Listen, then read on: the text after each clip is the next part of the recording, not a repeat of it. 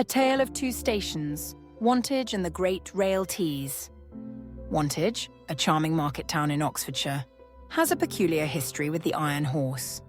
The town's relationship with the railway is less of a stable marriage and more of a complicated on-again, off-again engagement with a slightly dodgy suitor. In short, Wantage had a train station, kind of. The original sin, the road ruse. The first part of the story begins in 1846 with the grand sweeping lines of the Great Western Railway, GWR. The GWR built a station to serve the town, which they generously named Wantage Road.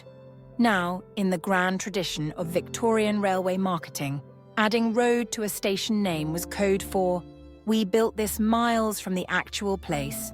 Enjoy your long walk." Wantage Road Station was actually located in the village of Grove, a good 2.5 miles north of Wantage's bustling centre. Imagine booking a flight to New York Road Airport. It gets you close, but not close enough to avoid a grumpy taxi ride. The hero, the little tramway that could. Local residents, having clearly had enough of the long, muddy trudge between town and main line, decided to take matters into their own hands. In 1875, they birthed the Wantage Tramway. This magnificent 2.5-mile mini-line ran right alongside the main road, now the A338, and finished squarely in the town centre at Wantage Railway Station, the real one this time. The tramway was famously a bit of an eccentric.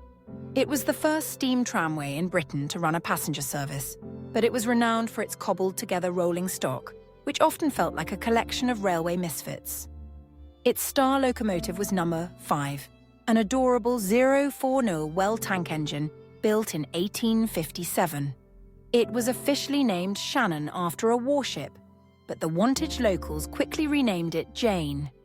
Jane, a plucky little engine, was bought for a paltry sum and had such a successful career she became the stuff of local legend.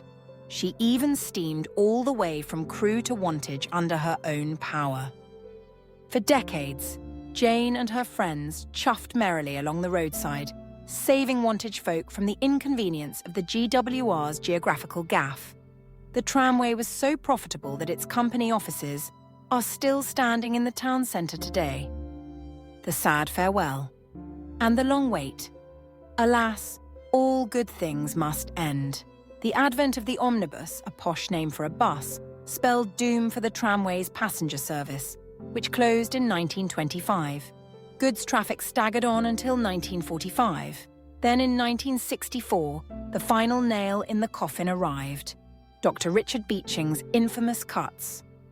The far-flung Wantage Road mainline station was closed for passengers, leaving Wantage utterly, thoroughly, and officially trainless. The Ghost Station, a campaign of hope. Today, the platforms of Wantage Road Station remain, silent sentinels on the Great Western Main Line, watching 125 Passenger express trains whistle straight past. However, the story may not be over. Due to the massive population growth in Wantage and its neighbouring village of Grove, a strong campaign is underway to bring the railway back. A new station, provisionally named Wantage and Grove Parkway, is being seriously considered. So, while Wantage doesn't have a station right now, its history is a tribute to local determination, quirky engineering, and the enduring local humour about having to walk an extra 2 miles for a national train connection.